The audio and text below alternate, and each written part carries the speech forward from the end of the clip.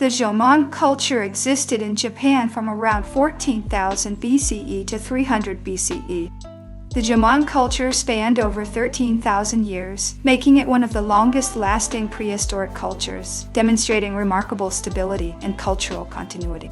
The name Jomon refers to the cord-marked patterns found on their pottery, one of the earliest forms of pottery in the world. Cord marking techniques on Jomon pottery were achieved by impressing or wrapping cords onto the wet clay, showcasing a unique decorative style that evolved throughout their history. The Jomon period is divided into several sub-periods, each marked by distinct cultural advancements and changes in pottery styles. Jomon pottery has been found in various colors, including red, brown, black, and gray, depending on the firing techniques. The variety of pottery colors and textures resulted from different clay sources and firing methods, reflecting regional variations and artistic experimentation. Jomon pottery has been found in various shapes, from simple bowls to more elaborate vessels with legs or handles. Jomon pottery techniques evolved over time, with later periods featuring thinner walls and more complex decorations. The refinement of pottery techniques, such as the use of slow-cooking kilns, demonstrates a sophisticated understanding of heat control and craftsmanship. Jomon pottery's variety and refinement, from simple to highly adorned, reflects a cultural evolution in changing artistic preferences over thousands of years. Jomon people lived predominantly in a hunter-gatherer-fisher society, although they also practiced early forms of agriculture. While primarily hunters and gatherers, the Jomon's agricultural practices, like cultivating millet, were rudimentary compared to the intensive rice farming introduced in the later Yayoi period. They inhabited a vast area covering most of the Japanese archipelago, including Hokkaido, Honshu, Shikoku, and Kyushu. The geographical spread of Jomon culture across the major islands indicates their proficiency in sea travel and navigation, using simple boats made of wood and bark. Jomon society is believed to have been relatively egalitarian, with no clear evidence of social hierarchy or class distinction. The relative social equality in Jomon society contrasts with the hierarchical societies that emerged in later periods, highlighting an early form of communal living. Their dwellings were typically pit-type houses called yayoi, which were built by digging into the ground and adding wooden structures on top. Pit houses, with their sunken floors and raised floors, supported by wooden posts, provided insulation from cold and dampness in the colder northern regions. The Jomon people had a rich spiritual life, as evidenced by the numerous clay figurines, or dogu, believed to have ritualistic purposes.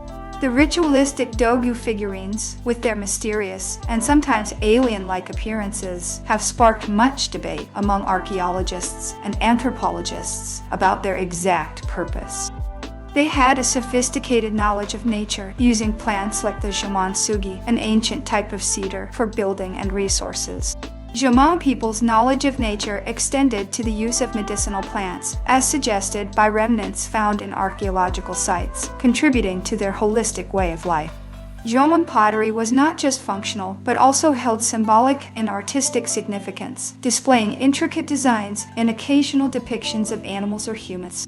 Jomon pottery wasn't merely utilitarian, it served as a canvas for artistic expression and potentially as a means of communication or symbolism within their society.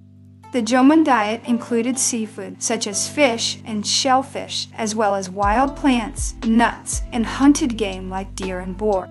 Their reliance on seafood was so extensive that analysis of Jomon skeletons shows evidence of a diet rich in marine proteins, contributing to their health and nutrition.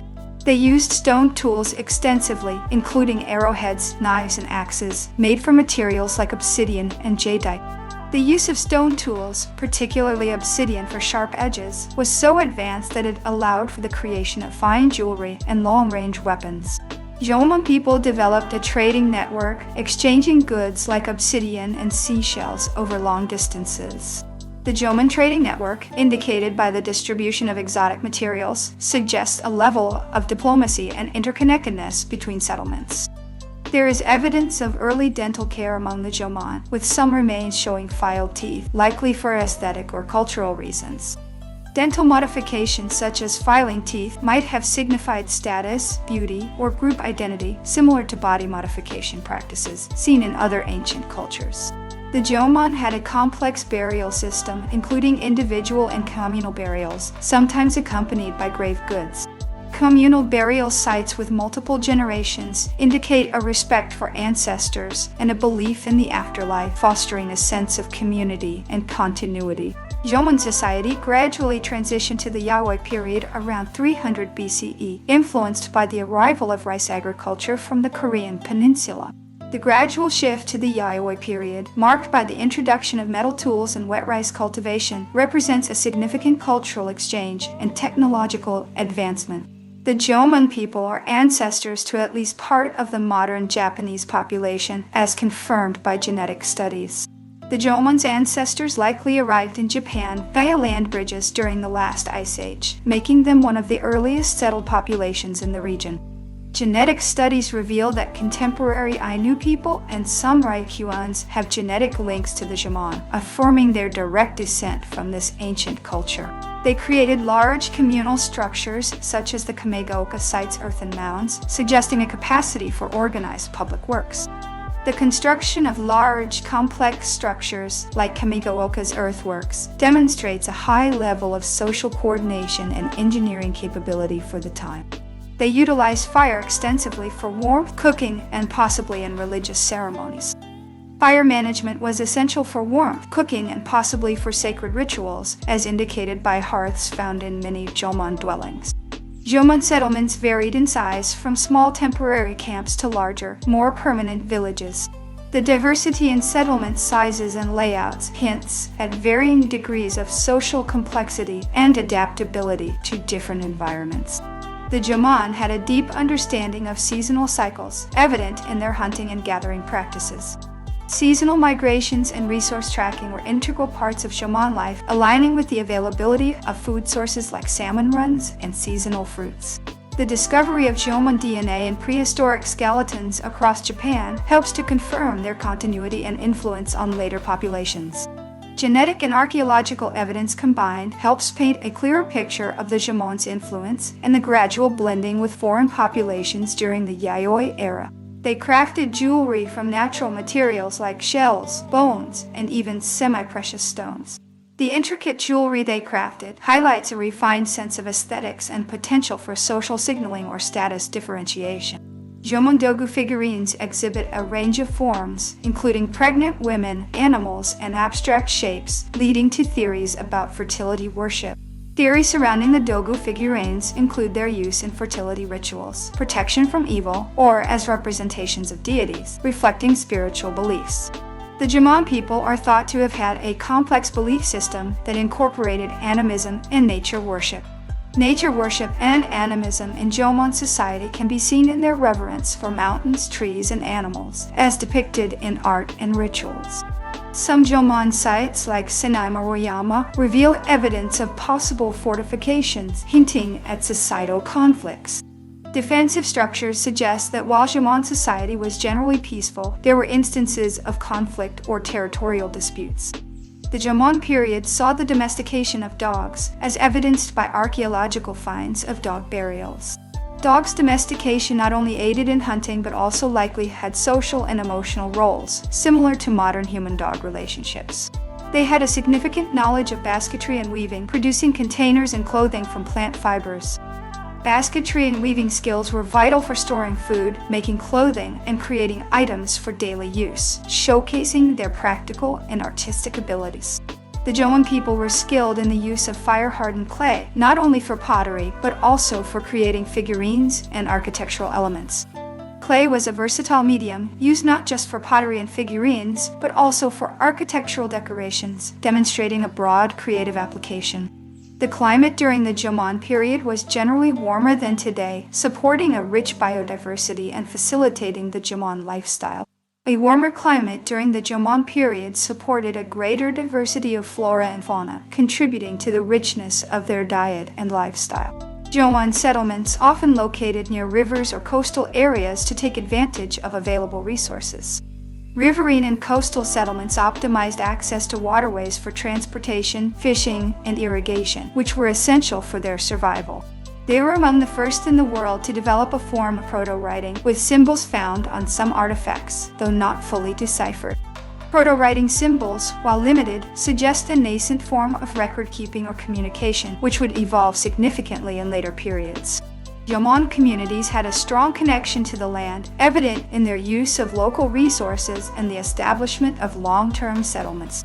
Their deep connection to the land is evident in the careful selection of settlement sites, often near sacred natural features, indicating a spiritual bond. The Jomon period saw the development of fishing technologies, including hooks made of bone and stone. Fishing innovations, such as multi-barbed harpoons, demonstrate their adaptability and expertise in exploiting aquatic resources. Their society likely had a division of labor, with different tasks assigned based on age, gender, and skill. Division of labor likely included specialized roles like pottery making, hunting, and food processing, enhancing the efficiency of their society. Jomon culture influenced subsequent Japanese cultures, including aspects of art, religion, and social organization. Jomon cultural elements persisted and integrated into the later Yayoi and modern Japanese cultures, showing a continuous thread of heritage. The Jomon were skilled hunters, using traps, nets, and bows and arrows for game. The use of hunting equipment reveals a sophisticated understanding of animal behavior and the importance of hunting in their subsistence strategy. The transition to the Yayoi period led to significant changes, including the adoption of bronze and iron tools. The Yayoi period's technological advancements did not replace all Jomon traditions, as some pottery styles and cultural practices continued. The Jomon engaged in rituals that likely involved the consumption of alcohol, as suggested by the discovery of ancient drinking vessels. The presence of drinking vessels suggests communal feasting, an important social activity that strengthened community bonds, and possibly religious ceremonies. Jomon settlements show evidence of social differentiation, with larger houses and central places, indicating evolving social structures. The emergence of larger buildings and central places in some settlements hints at the development of more centralized authority or community focal points. The Jomon had a sophisticated understanding of the environment, demonstrated through their sustainable resource management practices. Their sustainable practices, such as rotational use of forest resources, illustrate an early environmental consciousness that contributed to their long-term survival. The Jomon culture played a crucial role in the development of Japanese mythology and folklore. Jomon mythology and folklore, while not directly recorded, are inferred from their art and rituals, inspiring modern interpretations and cultural narratives. They created rock art with petroglyphs discovered in various locations, adding another layer to their artistic expression.